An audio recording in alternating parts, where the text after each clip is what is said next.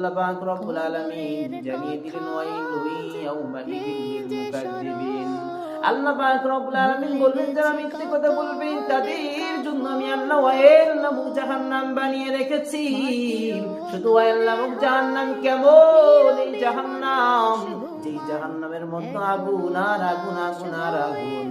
আল্লাহ পাক রব্বুল আলামিন রাসূলুল্লাহ সাল্লাল্লাহু আলাইহি ওয়াসাল্লামকে যখন মেরাজ নিয়ে গেছিলেন, একদল মানুষকে দেখলেন। ওই কোন শ্রেণী মানুষ, মিথ্যাবাদী মানুষদের সাজাগুলো রাসূল দেখতে পেলেন। এক শ্রেণী মানুষদেরকে দেখলেন রাসূল যে এই পাশ থেকে ছুরি দিয়ে চিরতে চিরতে অপর পাশে নিয়ে যায়, এই পাশ থেকে চিরতে চিরতে আবার এই পাশে নিয়ে যায়।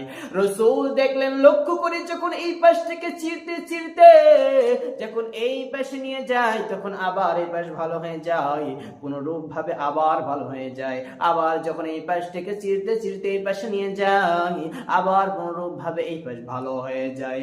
আল্লাহ পাক রব্বুল আলামিন রাসূল জিজ্ঞাসা করলেন, ও জিবরাইল, এই সমস্ত আযাব কি জন্য দেওয়া হয়?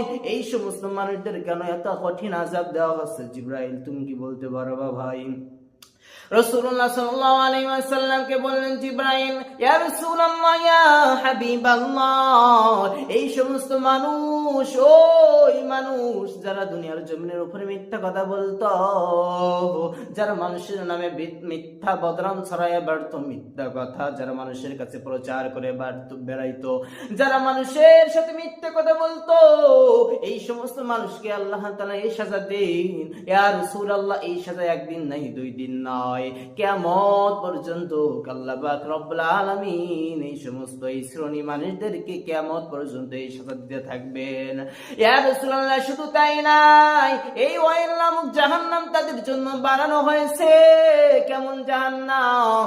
ইয়া রাসূলুল্লাহ, জাহান্নামটা কেমন?